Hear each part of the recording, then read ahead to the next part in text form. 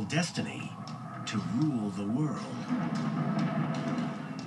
War is an integral part of the Nazi Gospels in the sense that races will always collide, will always conflict. It's a struggle for survival.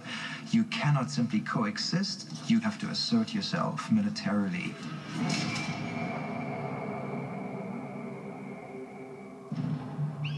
The Nazi belief in conflict between races comes from a twisted interpretation of one of the greatest insights in all science, Charles Darwin's theory of evolution.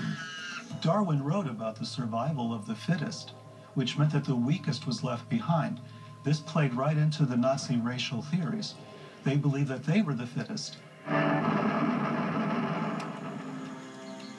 In Charles Darwin's theory, species adapt to their environment, and those who do so best, what he called the fittest, survive and prosper the most. This process of constant adaptation and development explains the wonderful variety of the natural world.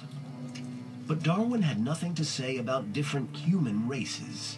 For him, human beings are just one particularly successful species. His doctrines were distorted in this sense.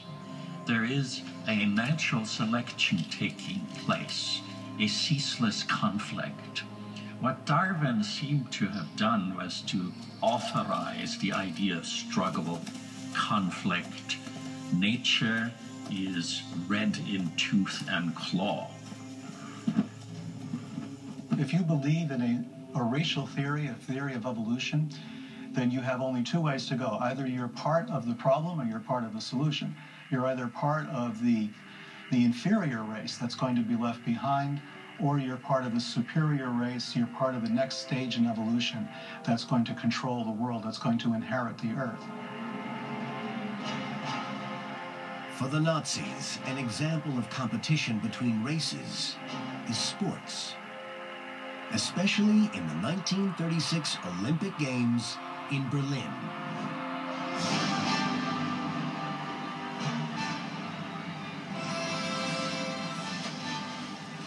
Hitler believes his Olympics will showcase Aryan superiority.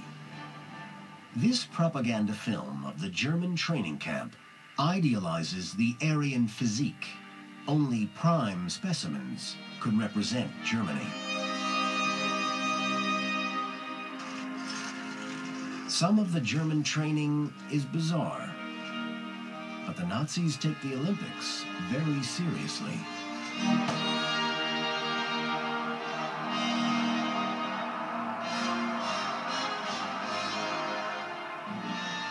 Unfortunately for Hitler, the Olympics don't turn out as his theories predicted. African-American athlete Jesse Owens wins 4 gold medals, including the 100 meters sprint. But according to Nazi theory, athletics is just a trial run for the real competition between races: war. By the summer of 1939, Hitler has pushed Europe to the brink of conflict. Britain and France have tried to keep the peace, but peace has no place in the Nazi Gospels. If war is the norm and produces the great innovations and the great heroic virtues, then peace, eternal peace, is the end of civilization.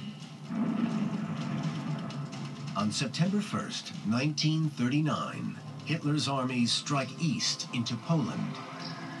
Great Britain and France have promised the Poles their support. Now they issue an ultimatum to Hitler: pull out of Poland or we'll go to war. It is no deterrent. On September 3rd, Britain and France declare war on Germany. The Second World War begins in earnest. Over the next 6 years, it will rage on 4 continents and claim 61 million lives. Nazism is like a shark that has to move to stay alive, really, right? That has to continuously engage in warfare.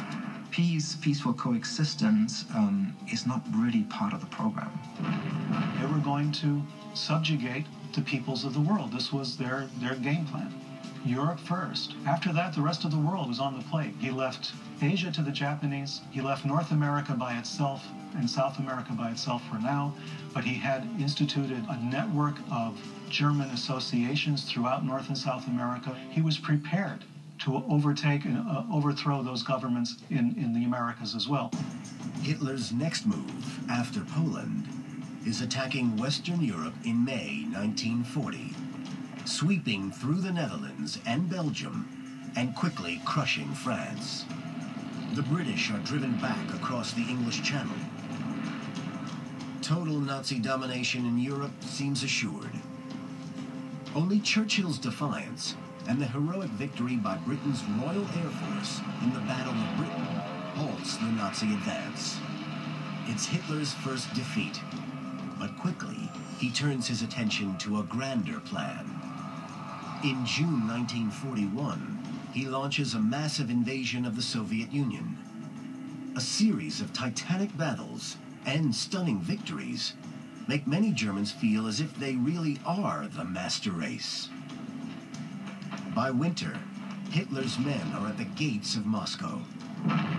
At this critical moment, the madness of Nazi science helps change the course of history.